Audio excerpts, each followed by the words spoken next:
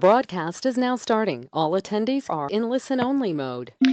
Bonjour à toutes et à tous, Valentin Enfant avec vous pour ce nouveau point de marché. Nous sommes le mercredi 6 décembre 2007. Aujourd'hui, l'enquête ADP et la Banque du Canada seront attendus, seront les événements entre guillemets majeurs de la journée. Alors on va commencer tout de suite, sans plus attendre, par l'avertissement à gaz sur les risques. Le trading avec effet de levier amplifie toujours les gains et les pertes. Un compte risque limité présente un risque de perte du capital investi. L'investissement sur compte titre présente un risque de perte en capital. IG fournit exclusivement un service d'exécution d'ordre. La présentation est à titre indicatif et ne saurait être considérée comme un conseil ou une recommandation.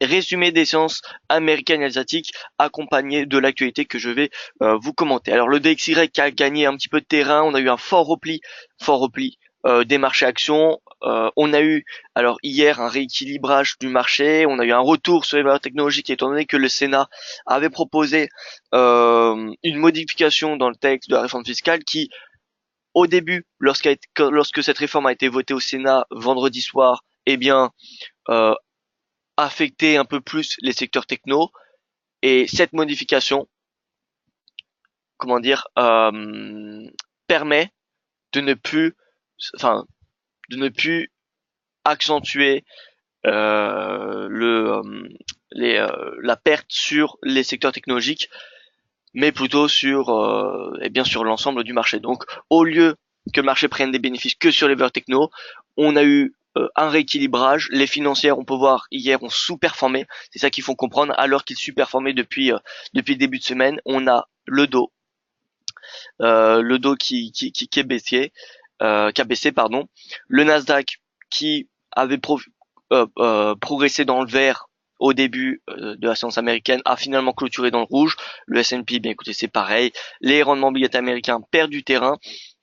Ces technologiques font également pression sur le Nikkei qui, comme on peut le voir ce matin, perd près de 2%. En plus de cela, en Asie, on a eu donc une baisse des inventaires qui ont fait baisser le cuivre et donc les actions minières. Les actions minières qui sont particulièrement présentes en Australie. Donc si on regarde l'indice australien, eh bien, il a fortement baissé également. Bref, donc on a un composé de repli sur les valeurs techno, d'aversion au risque, d'avancée du yen, et en plus de cela des minières qui en Asie ont fait reculer les marchés actions. Par ailleurs, le MSCI Asia Pacific a clôturé une nouvelle fois dans le rouge. À noter que, pardon, ça fait 8 séances consécutives que le MSCI Asia Pacific clôture dans le rouge, ce qui est sa plus longue série de baisses depuis 2 ans. Voilà. Le gold gagne du terrain également. On est complètement dans un climat d'aversion au risque aujourd'hui. Je pense qu'avec la réforme fiscale, elle va encore être débattue aujourd'hui, elle va encore être débattue demain et vendredi. Je pense que d'ici la fin de la semaine, ça va être assez sportif sur les marchés actions. On a des jours, on a des moments où les financières vont complètement surperformer et à un autre moment où les technos vont surperformer. Ça va dépendre essentiellement de ce qui va se passer aux États-Unis avec cette réforme fiscale. Alors quand je dis sous-performer, pardon, c'est plutôt sous-performer parce que, enfin sous-performer par rapport à l'autre. Parce qu'en soi, le débat sur la réforme fiscale, eh bien, on peut le constater depuis le début de semaine, ne profite pas beaucoup au marché actions. Certes, on a eu un rebond des financières depuis la semaine dernière, mais bon, on voit que ce matin, que hier, la tension, elle est un peu plus, les inquiétudes ont été un peu plus grandissantes. Le Sénat qui a revu le texte initial et qui, je rappelle, doit dorénavant trouver un texte commun avec les représentants. Et ensuite, les deux assemblées, donc les deux assemblées, c'est le Sénat et la Chambre des représentants, doivent voter le même texte. Et ensuite, ça sera la ratification finale du texte. Donc, voilà, en clair, la réforme fiscale devrait continuer à faire du bruit sur les marchés actions, je pense cette semaine. On peut avoir encore un repli, on peut avoir une hausse. Honnêtement, ces mouvements qui va y avoir cette semaine, il n'y a rien de très logique, il y a rien de très rationnel, c'est que de la réaction à chaud. Donc voilà, pas d'inquiétude là-dessus. Alors je regarde vos questions. Alors bonjour à vous François, j'espère que vous allez bien. Pierre que je salue également. Raymond, bien le bonjour à vous. Franck, Bonjour à tous les traders, et bien écoutez Franck, bonjour à vous Catherine, que je salue également, ma chère Catherine. Franck, gold descend, USD Yen aussi, ça corrèle pas trop sur le marché. Alors ça corrèle pas trop, l'USD Yen, s'il baisse, c'est-à-dire qu'il y a un retour, il y a une hausse du Yen face au gold, au Nikkei qui baisse, il y a une corrélation là-dessus. Le gold qui descend, alors moi j'ai un gold qui progresse ce matin, alors peut-être que je me suis trompé dans les chiffres, on va regarder ça ensemble. Le calendrier économique de la journée. Alors on a eu le PIB australien qui a déçu le marché après les propos du gouverneur de la RBA, Philip Lowe. Philip Lowe qui, je vous rappelle, hier a indiqué que la croissance était bonne mais qui est attendue encore en hausse d'ici les prochaines années. La bonne nouvelle de ce compte rendu de la RBA, eh bien, c'était que il n'y a plus de propos sur la faiblesse de l'inflation. Donc, toutes les inquiétudes sur l'inflation de la part de RBA semblent écartées. En tout cas, dans le compte rendu, ça n'a pas été indiqué, alors que c'était indiqué depuis les précédents rapports.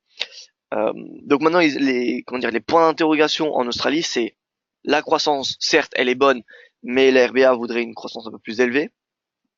Et surtout, les prêts, qui ont été accordés, les prêts immobiliers, pardon, qui ont été accordés aux particuliers et qui sont estimés à risque, c'est-à-dire qu'ils sont pas forcément, il n'y a pas forcément beaucoup de probabilité qu'ils soient remboursés.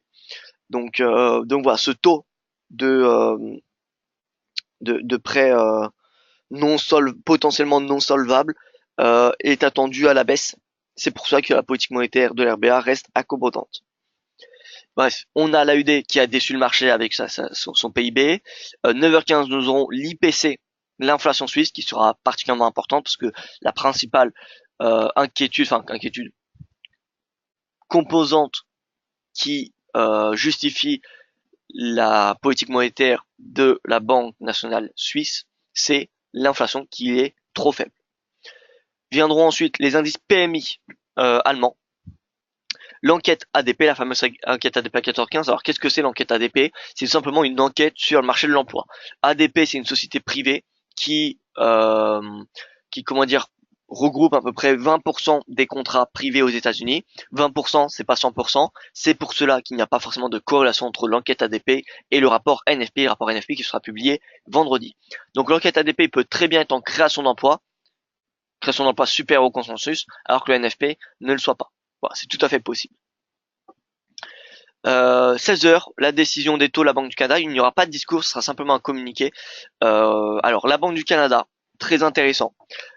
Pas de hausse des taux attendue. Cependant, on a des très bonnes statistiques au troisième trimestre qui sont en train d'être publiées.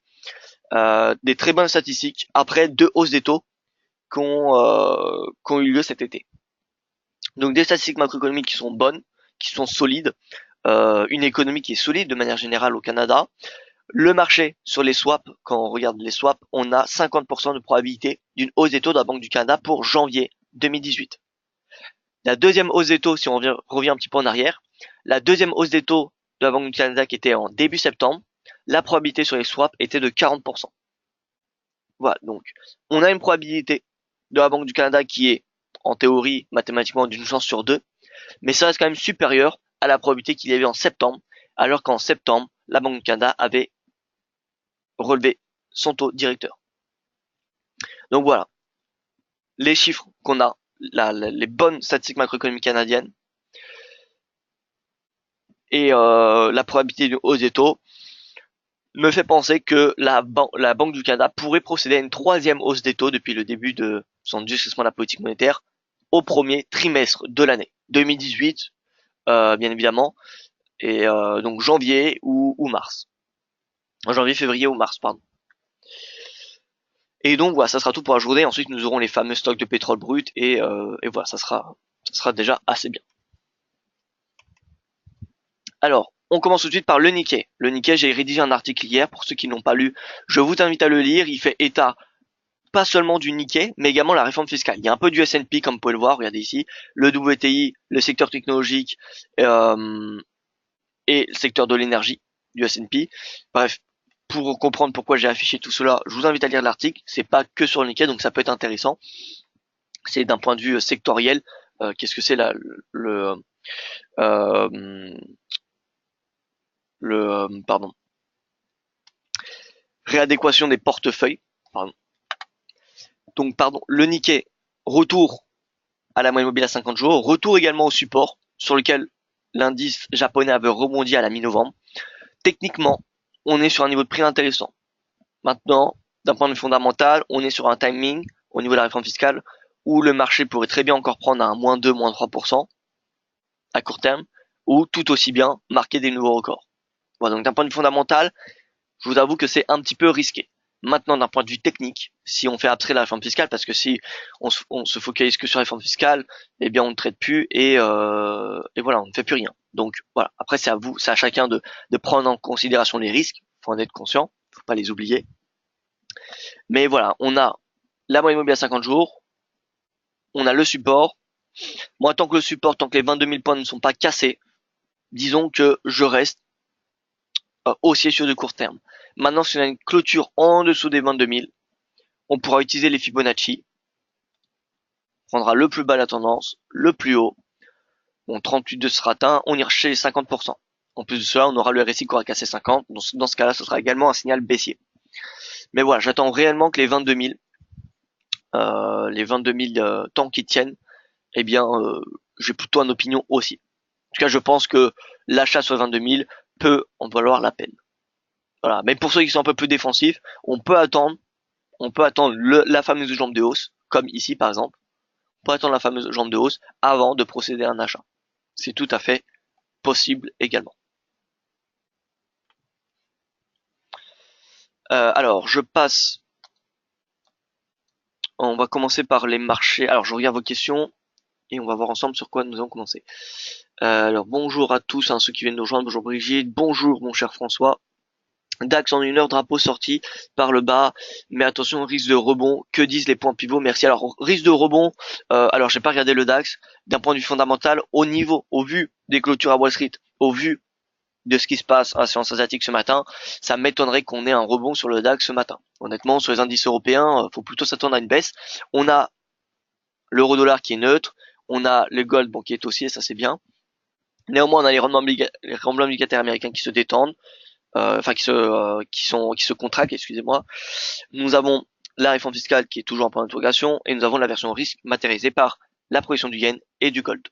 Voilà, donc peu de catalyseurs justifiant une hausse, mis à part peut-être le pétrole qui rebondit, mais le pétrole à lui tout seul ne suffit pas. Donc voilà, le DAX, le CAC, l'Eurostoxx, pour moi, en intraday, ça va être baissier. Ça va être baissier, donc voilà, l'oblique a été cassé. Erreur de timing, d'un point de vue technique, l'achat se justifiait totalement. Alors maintenant que le cours a cassé l'oblique haussière qui vient chercher tous les plus bas de prix de clôture depuis pardon, je perds mes mots ce matin. Depuis les référendums italiens, eh bien, on peut dorénavant utiliser l'oblique baissière qui vient chercher tous les plus bas depuis la même date. Vous voyez, tous les plus bas. Avant, on était allé chercher les plus bas de prix de clôture. Et là, on peut voir qu'on a également cette ligne de tendance. Donc ça, c'est la dernière ligne de tendance qui mettrait en péril la tendance haussière. Alors, ça ne veut pas dire que le cours retracera l'intégralité de la hausse, hein. Mais si on casse l'oblique, ça voudrait dire qu'il y aurait potentiellement suffisamment de momentum pour revenir chercher les plus bas de septembre à 3400. Voilà, donc l'Eurostoxx en intraday, je pense qu'il peut clairement venir rechercher son précédent plus bas aux alentours des 3521. Hier, on était positionné plutôt j'avais donné une opinion haussier avec un stop en dessous de la précédente mèche. Il reste d'actualité ce stop. Alors, encore une fois, c'était une analyse technique, parce que d'un point de vue réforme fiscale, le timing n'est pas du tout parfait, n'est pas du tout opportun même. Mais d'un point de vue technique, moi je pense que l'achat Eurostock se justifie encore. Voilà. Si on veut anticiper l'action du prix, eh bien, fallait rentrer à l'achat. Maintenant, si on attend que la réforme fiscale soit votée, lorsque la réforme fiscale sera votée, on aura probablement un +2, +3%. On se retrouvera très rapidement près des précédents records. et les stratégies acheteuses seront beaucoup plus compliquées à mettre en place. Donc c'est pour ça que j'ai préféré hier suggérer l'achat d'une position acheteuse. En tout cas, moi j'y crois. Autour des 3600, pour moi ça se justifie. Maintenant, c'est pas à exclure qu'on aille chercher un petit peu plus bas d'ici la fin de la semaine, mais dès que la réforme fiscale sera votée, si elle est votée bien évidemment, mais si elle est votée, pour moi, le marché action, les marchés actions mondiaux prendront du plus 5% et ensuite ça marquera des nouveaux records. Nous aurons une amélioration probablement de la situation en Allemagne, en Catalogne, et ça partira pour un nouveau bull market. Donc voilà, je pense qu'on est au début, si on prend un point de vue un peu plus long terme, je pense qu'on est au début, même pas au début, on est avant le début, soit d'un bull market qui va durer plusieurs mois, soit d'une correction qui va remettre en cause tout le bull market qu'on a connu en 2017. Voilà. Et si on prend le bull market, vous voyez que les 38,2, on arrive à 3004. Donc pour moi, si on a une cassure de l'oblique, on ira probablement chercher les 3004.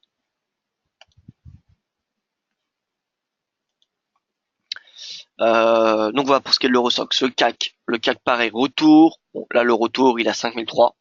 Le CAC 5003 ça se vise. Le DAX,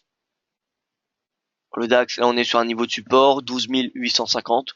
12 850 ça. Alors j'ai pas envie de dire que ça se paye parce que encore une fois la réforme fiscale on peut très bien reprendre, on peut très bien rejoindre la moyenne immobilière de son jour comme on peut très bien rebondir. C'est possible que aujourd'hui on clôture finalement dans le vert et que demain on clôture dans le rouge. Vous voyez, la réforme fiscale cette semaine va créer, comme je l'ai dit, des mouvements qui ne seront pas très rationnels, pas du tout rationnels même. Donc, faut pas s'attendre à des niveaux de support et des résistances ou même des points pivots qui vont fonctionner en intraday. Voilà. Les points pivots, en ce moment où il y a quand même un retour de la volatilité sur les marchés actions dû à cette réforme, ils ne vous serviront pas à grand chose. Parce que il n'y a plus de rationalité dedans, les indicateurs techniques et fondamentaux ne suffisent plus. Faut aller chercher des niveaux un peu plus long terme. Les points pivots, c'est par rapport à la veille. La veille ne suffit pas. Les niveaux, précédents de la veille ne suffisent pas pour stopper l'action du prix. Donc, faut plutôt aller chercher des points hebdomadaires ou même mensuels. Maintenant, alors, à la base, les points pivots, c'est que pour du journalier, mais il me semble que c'est possible de mettre des points pivots hebdomadaires. Alors, je ne sais pas ce que ça vaut, pour être honnête avec vous. Vous voyez, journalier, hebdomadaire. Voilà, des points pivots hebdomadaires, pourquoi pas. Alors, bon, moi, ce que je préfère faire, c'est mettre mon graphique en hebdomadaire. Et là, vous prenez le plus bas, le plus haut, le prix d'ouverture, le prix de clôture, et vous avez des niveaux. Si je devais le faire devant vous, on va le mettre en marron. On se met en journalier. Et voilà, là, on va avoir des niveaux qui seront potentiellement un peu plus exploitables. On se met en H1. On se met en H1 et voilà, là on a des niveaux, vous voyez que mardi. Donc là en marron, c'était les niveaux de la semaine dernière. La semaine dernière, c'était avant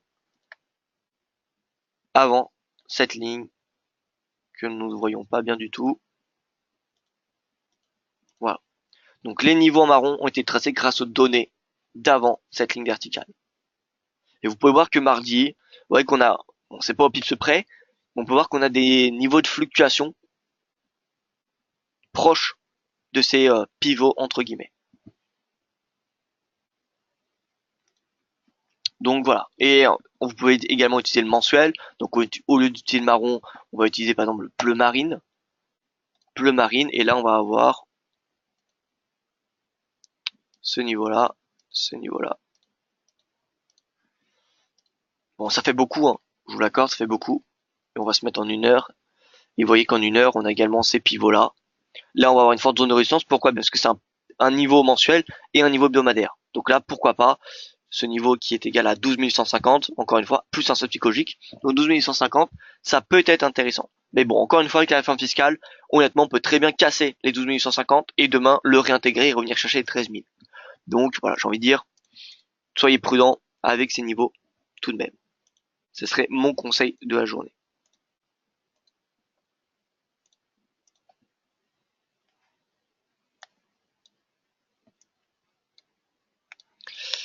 Donc voilà, pour le DAX en D1 et pas H1, même en D1, les points pivots, je pense que qu'ils ne suffisent pas.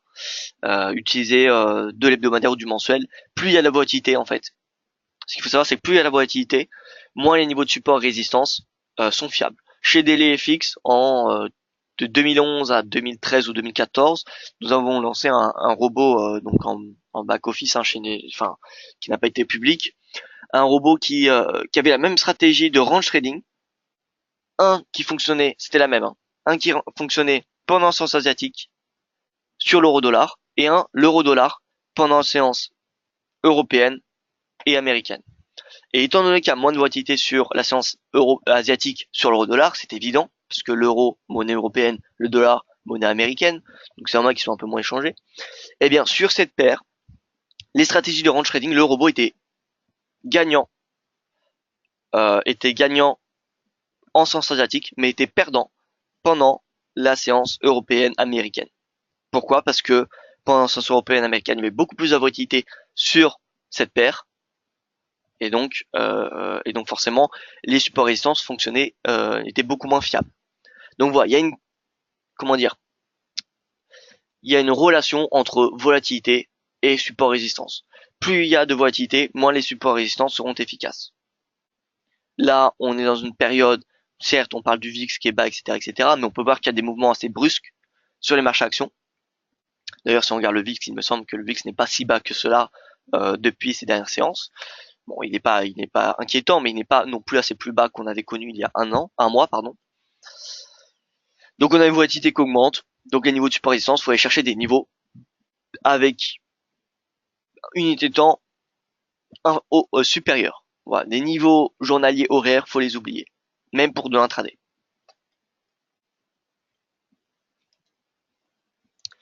Donc voilà pour ce qui est du DAX. L'IBEX, les 10 000 tiennent toujours, ça c'est à noter tout de même. 10 000 qui tiennent toujours, le MIB, pas grand chose à dire. Le FTSE, c'est pareil. Alors FTSE, j'ai pas réellement de commentaires. Vous voyez que le S&P, on a belle baisse, entraînée par secteur techno lundi, et mardi par secteur bancaire à la baisse. Le Dow, c'est pareil. Bref, on a un tas d'indicateurs, enfin on a un tas de replis sur tous les marchés actions mondiaux. Ce qui permet au marché de respirer, hein, parce que ça fait quand même pas mal de temps que Wall Street n'a pas pris un -5, -10%. Voilà, moi ce que j'attends honnêtement, alors je ne suis pas un des analystes, enfin vous serez témoin et vous savez, je sais que vous le savez, mais je ne suis pas là à dire qu'on est dans une bulle et que voilà il va y avoir un crack boursier, etc., etc. Par contre, je vous admets que s'il y a un crack de -10% sur Wall Street, ça serait très intéressant. En tout cas, pour ma part, ça serait très intéressant pour repasser à l'achat. Parce que là, on est quand même, si on regarde des indicateurs de long terme, d'un point de vue technique, ou fondamental, qui justifient la valorisation, etc., bref, un tas de composants, eh bien, on est quand même dans des zones d'excès. Ça, c'est sûr. On est dans des zones d'excès. Maintenant, tant que la bulle ou ce que vous voulez n'a pas craqué, eh bien, elle est toujours exploitable. Alors d'un point de vue éthique, c'est pas forcément la meilleure chose à faire, mais bon, vous voyez que le RSI quand même mensuel, qui est un plus haut depuis la fameuse bulle technologique en 1996, 96-97 et au-delà mensuel. Ah, j'ai plus assez d'historique sur le dos. Si on regarde le S&P, il me semble que j'en ai un peu plus. Non, j'en ai pas plus. Bon, tant pis. Le RSI du S&P mensuel est également assez plus haut de 1997. Par contre, on n'a pas de divergence, à l'inverse de ce qu'il avait, crise des subprimes et crise technologique. Et la bulle technologique, pardon. Donc voilà, c'est pour cela que je pense qu'il n'y aura pas de crack tout de suite.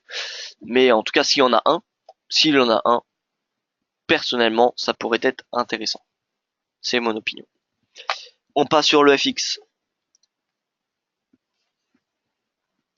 Alors, Loïc qui nous dit si crack, on peut toujours acheter Bitcoin. Eh bien, écoutez, c'est ce que je discutais avec un collègue, enfin une personne hier, c'est qu'on n'a pas encore vu la réaction réellement du Bitcoin et des crypto-monnaies en cas de crack boursier. Voilà. Moi, je ne sais pas si le Bitcoin va s'apprécier, s'il y a le S&P qui prend un -5 ou un -10%, mais en tout cas, ça m'intéresse de voir la réaction du marché des crypto-monnaies et d'un point de vue général des investisseurs maintenant qu'il y a les crypto-monnaies. Voilà. Ça m'intéresse particulièrement de voir ce crack sur le marché action. Comment il va se refléter aujourd'hui. Voilà. Moi, je suis assez curieux là-dessus. Alors Catherine qui nous demande un petit rebond. Alors on a un petit rebond sur l'or, qu'en pensez-vous? Alors je fais sur le FX et ensuite je passe tout de suite sur les matières premières, c'est promis. Euh, alors, le DXY, on prend un peu de temps en ce moment, hein, je vous l'accorde, hein, depuis le début de la semaine, je tarde un petit peu, mais bon, j'essaie d'être le plus précis et je ne me limite pas dans mon temps. Donc voilà. Il y a des jours où je prends une vingtaine, 25 minutes, il y en a d'autres où je peux en prendre 45, 50. Voilà. De toute façon, vous savez que le replay est disponible sur YouTube 1 ou 2 heures après la fin de ce live. Bref, le DXY est toujours dans son range trading. La stratégie reste la même. C'est-à-dire que tant qu'il reste dans son range, faut préférer d'un point de vue technique les stratégies de range trading. Donc voilà, là j'ai plutôt une opinion baissier sous la résistance et haussier sur le support. Donc là, plutôt un avis baissier. L'euro dollar, lui, a cassé ce pivot. Cassé ce pivot. Bon, est-ce qu'il faut passer à la vente sur le dollar? Moi je ne pense pas. Il n'y a pas vraiment de catalyseur. Certes, on a des bonnes statistiques macroéconomiques européennes, mais le DXY n'a toujours pas cassé sa résistance. S'il casse cette résistance, alors là, oui, pourquoi pas. On pourra passer à la vente sur le dollar sur du court terme. Viser les 1,1760. Je vous rappelle qu'on a la Fed mercredi prochain avec normalement une hausse des taux directeurs. Comment le marché va réagir? Moi, je pense que le marché, ça va être achat de la rumeur, vente de la nouvelle. Donc je vois bien personnellement le dollar. Après, c'est une conviction, hein, c'est pas technique, on n'a pas de signaux. Mais je vois bien le dollar sortir de ce range avant la Fed et lorsqu'on aura la hausse des taux, baisser.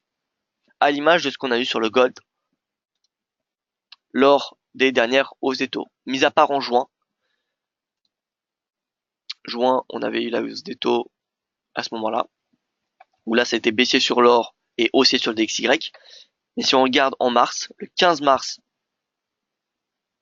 hausse des taux de la Fed et le alors c'était en décembre, 14 décembre 2016, hausse des taux de la Fed.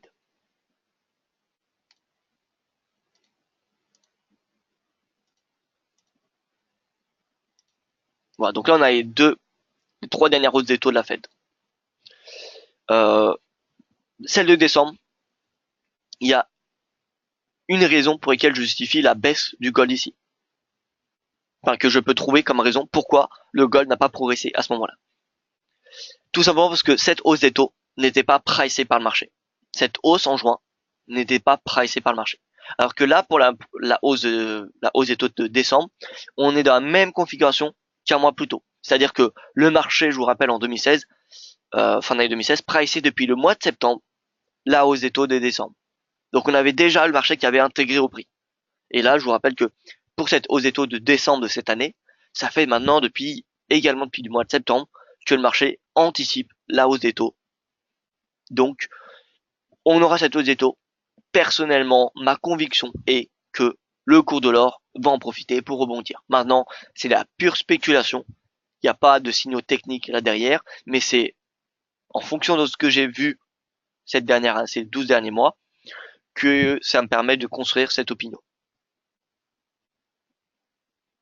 Donc voilà, moi le cours de l'or,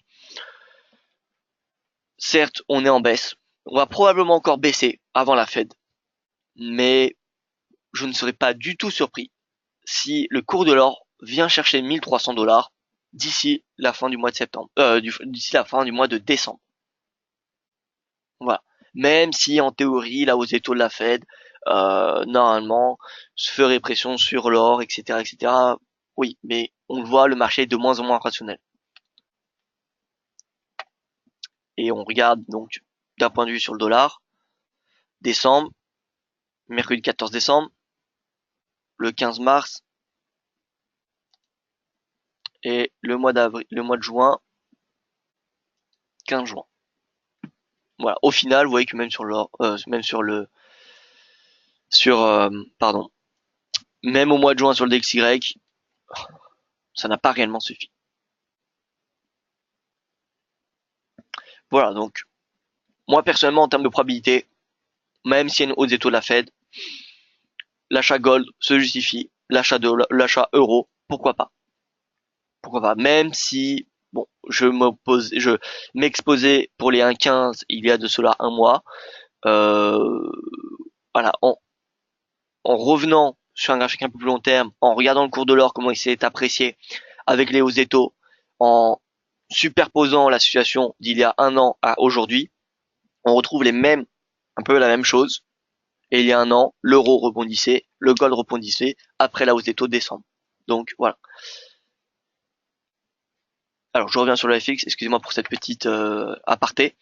Donc DXY pourrait casser avant la Fed et ensuite, lors de la hausse des taux, vendre la nouvelle. La UD baissier, voilà, retour à cette oblique haussière qui est le premier objectif. Une fois qu'il y aura la cassure, l'objectif pourrait être plus bas, 0,75, 0,74, 25. L'euro-dollar, bon, l'euro-dollar, je n'ai rien à dire pour la journée. Si je devais, d'un point de vue technique, décrire le marché, j'utiliserai comme ce que j'ai fait sur le DAX, c'est-à-dire les points hebdomadaires. Les points hebdomadaires qu'on peut tracer devant nous. Donc, tac.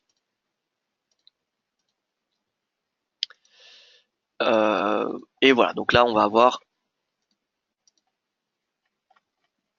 un niveau de support, un 1,18. 1,18, ça se paye en intraday. 1,18, ça se paye. 1,1848, ça se vend. Le GBP USD baisse, mais à un rythme moins important que prévu. Pourquoi? Parce que le dollar est tout simplement en consolidation. Donc voilà, et il n'a pas forcément de momentum très haussier ce dollar. Vous voyez qu'il est, pour le moment, il est en range. Donc forcément, c'est pas le dollar qui va faire pression sur le GBP. C'est uniquement le GBP et seulement le GBP. Voilà. Le NZD-USD, c'est pareil, consolidation. On peut voir que les paires majeures, concrètement, n'ont pas réellement de tendance à part l'USD-CAD. L'USD-CAD, je maintiens mon scénario baissier.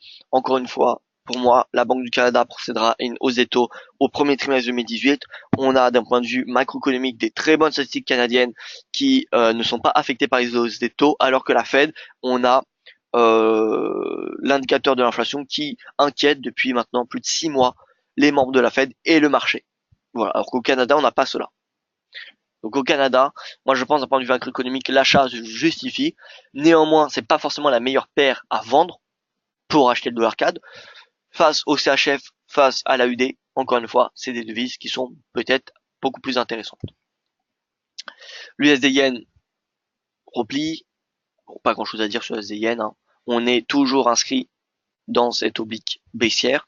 Tant qu'il n'a pas cassé cette oblique baissière, eh bien le dollar reste sous pression et on ne peut mettre en place des stratégies acheteuses jusqu'au précédent sommet. Voilà. Donc si par exemple le RSI vient toucher cette oblique et qu'on est à 114, ça sera une opportunité devant l'USD Yen. Voilà, maintenant au niveau des paires croisées, des stratégies du jour. Alors 4 CHF, regardons un petit peu déjà notre position. Donc 4 CHF, c'était trop tard hein, pour rentrer sur le marché. Néanmoins, on est sur une moyenne mobile à 50 jours. On a le CHF ce matin. D'ailleurs, l'inflation qui a été publiée, il me semble. L'inflation, oula, moins 0,1, 0,8, d'accord, donc ça c'est annuel. Donc légère progression de l'inflation. Pourquoi l'inflation augmente alors que sur le mensuel il diminue? Tout simplement parce que il y a un an, le même mois, l'inflation était encore plus basse. Donc en fait, cette inflation-là a superformé celle d'il y a un an.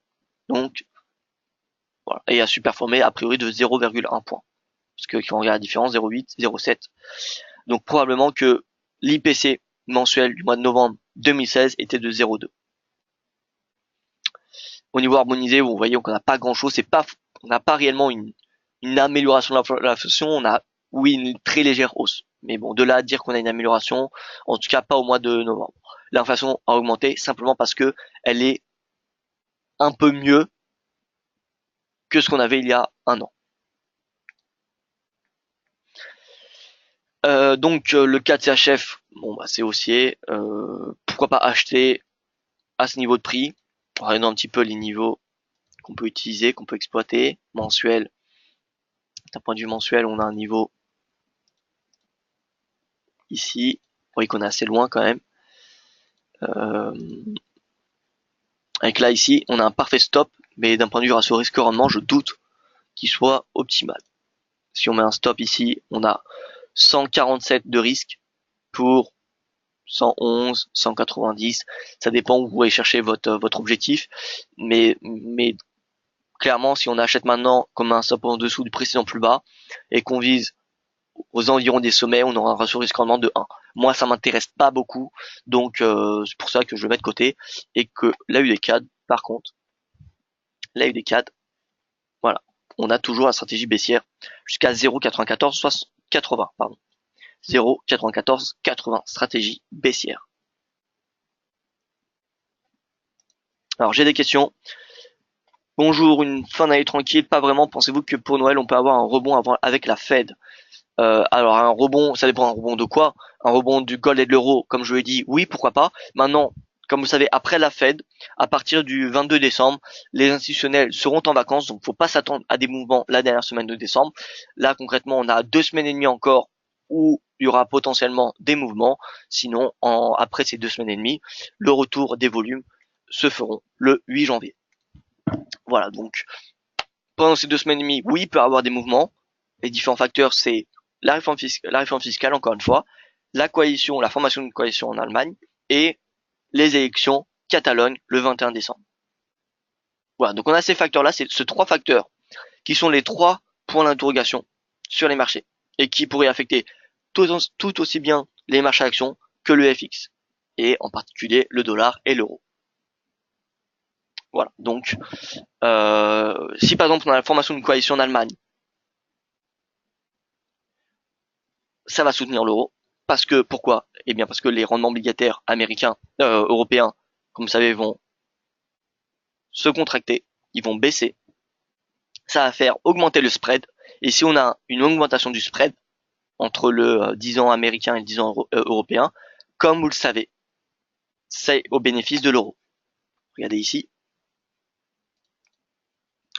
Les rendements obligataires qui est ni plus ni moins que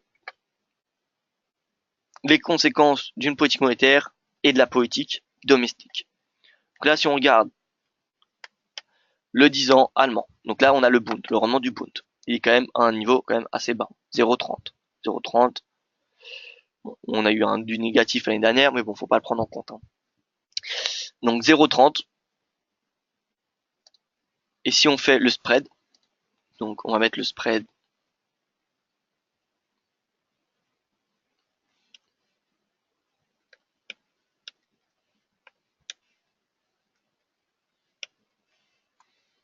donc là on a un spread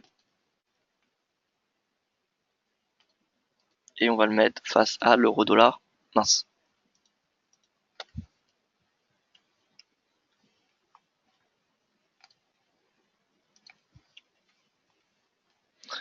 Voilà, vous pouvez comparer et vous pouvez constater qu'on a une corrélation négative entre ces deux spreads. Donc là on a le spread qui augmente. Spread qui augmente. Normalement, quand le spread augmente, vous voyez que l'euro dollar baisse. Donc là on a une divergence dans la corrélation. C'est pour ça que l'euro dollar pourrait peut-être à court terme baisser. Il pourrait à court terme baisser. Mais si il y a une formation de coalition allemande, ça devrait garder des rendements européens et dont allemands bas. Ce qui renforcerait le tout, ça serait que en Catalogne, la situation s'améliore. Ça, les marchés auraient confiance en la zone euro et achèteraient donc des obligations européennes. Face à cela, on a la Fed qui va augmenter ses taux. Une hausse des taux de la Fed, ça tend à faire augmenter les rendements obligataires américains. Et donc on a un spread, un écart qui va augmenter. Et si l'écart augmente, d'après l'histoire, alors pas à court terme, mais vous voyez que d'après l'histoire, là on a une augmentation du spread Ici, on a une augmentation du spread. Vous voyez que là, on avait une baisse, petite baisse, mais surtout ici, vous voyez que là, on avait une forte, une forte baisse.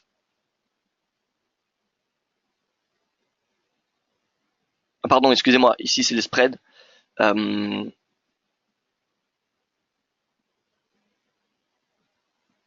alors attendez, je me suis perdu dans les couleurs.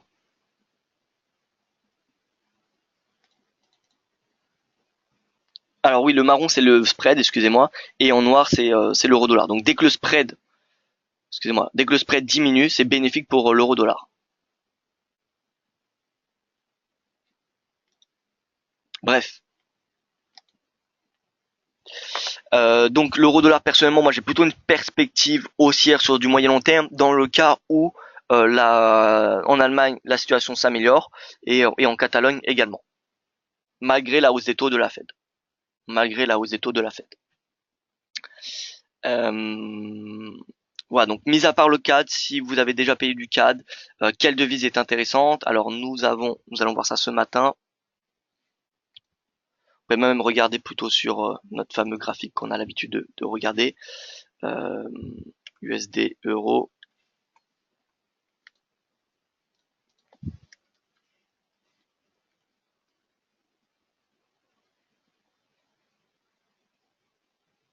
Non, je me suis...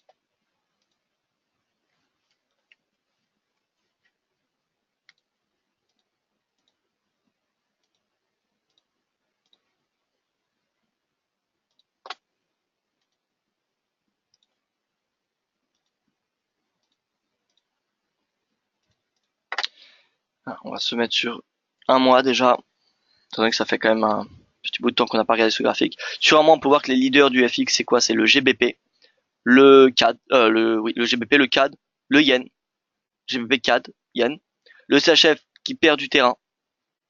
Mais sinon, les grands perdants, c'est l'AUD et le NZD. Alors, pardon, excusez-moi. Ça, c'est le CAD. Et là, nous avons l'euro. Voilà, vous voyez que le CAD, quand même, rebondit. Le dollar, il est là, c'est 0%. Donc, on a seulement deux devises qui sous-performent le dollar, c'est le NZD et l'AUD. Sur une semaine, cette fois-ci. Sur une semaine, on a le CAD. CAD qui est très bien orienté à la hausse. Et qui sous-performe le FX. Et on a le GBP. Mais bon, le GBP, on voit que le point haut a été réalisé. Il y a de cela, c'était en début de semaine. Et sinon, la devise qui sous-performe, c'est le yen, suivi ensuite par le CHF. Donc on n'est pas si mal dans la stratégie en vendant l'AUD et le yen pour l'AUD et le CHF pour deux horizons temps différents.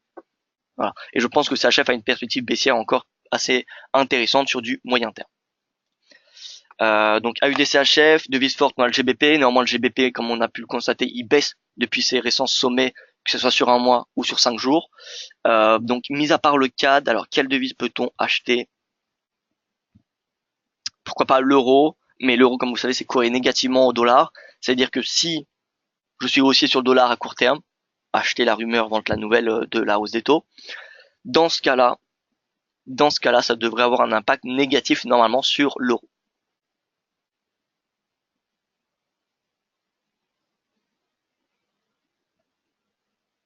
Donc,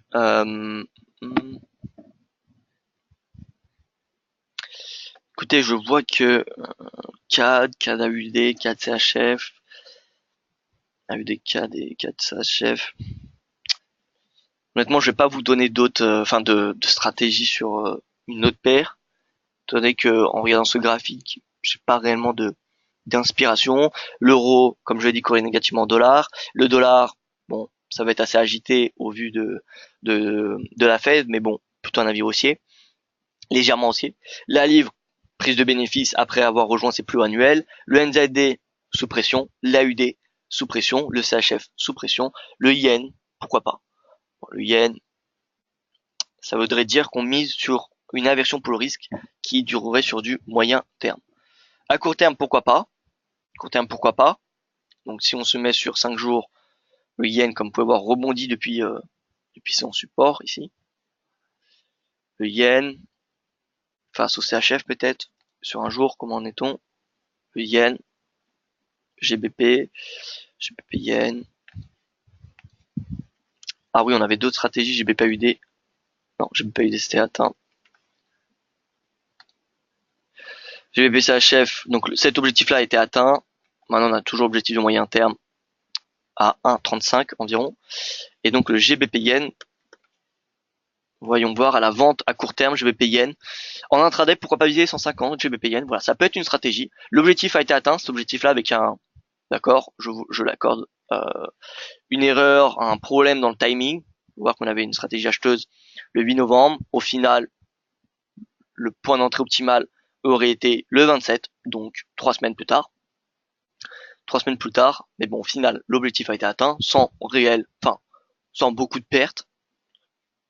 Vous voyez que le drawdown il était quand même si, voilà, le plus haut, 341, 241 si on prend la mèche. Donc, avec, même en prenant le plus bas, on avait quand même un ratio risque rendement de supérieur à 1. Donc voilà, pourquoi pas le GBP yen, le viser en shortant. Pourquoi? Eh bien parce que le GBP, prise de bénéfice d'un point de vue technique après avoir rejoint ses plus hauts annuels. D'un point de vue fondamental, l'optimisme qui était sur le GBP depuis le début du mois de novembre, grâce en particulier aux rumeurs comme quoi les négociations avançaient, la fameuse facture du Brexit qui aurait été trouvée, etc., etc. Eh bien, depuis le début de semaine, cet optimisme s'est un petit peu éclipsé au vu des négociations avec l'Union européenne qui bloque un petit peu entre les deux parties. Hein. Donc la frontière irlandaise, il n'y a pas d'accord. La semaine prochaine, jeudi prochain, on a l'Eurogroupe, les ministres, pardon, des 27 membres de l'Union européenne qui se regroupent pour en particulier parler du Brexit.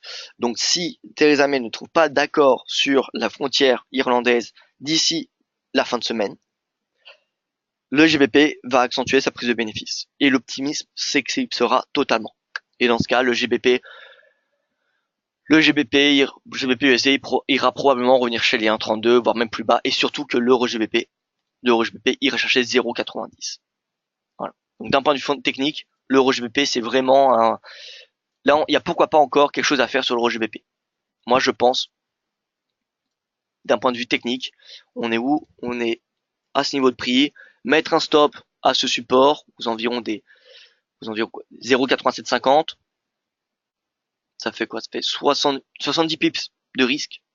Et on peut au moins clairement viser cette résistance qui ferait un ratio risque rendement de 2. Donc pourquoi pas? Allez, ça vaut le coup, je pense, d'essayer. Comme ça, on a une stratégie en intraday. Alors, je ne dis pas ça juste pour une stratégie en intraday, mais voilà, honnêtement, d'un point de vue technique, ça vaut le coup. D'un point de vue fondamental, je pense aussi. Les deux analyses convergent ensemble. Donc, voilà. Viser les 0,4, objectif haussier jusqu'à 0,8962. Pourquoi pas 0,90? Parce que c'est un sub psychologique. Comme vous savez, les sub psychologiques réagissent comme des zones.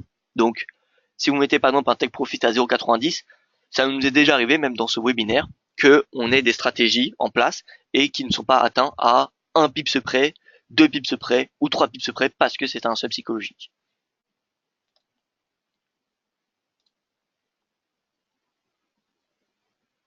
Presque baissier en daily, oui Philippe, voilà, GBP Yen, l'objectif baissier est en intraday.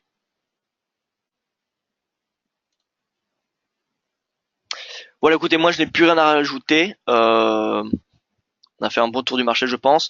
Merci à vous pour votre attention. On se retrouve tout à l'heure pour les adeptes des crypto-monnaies, pour le webinaire spécial crypto-monnaie, que vous pouvez vous inscrire sur le site DailyFX parce que c'est un autre lien de webinaire. Mais sinon, pour ceux qui ne sont pas adeptes et qui ne viendront pas au webinaire, on se rejoint demain, même heure, même salle de trading, pour le prochain point de marché. Merci à vous et excellente journée.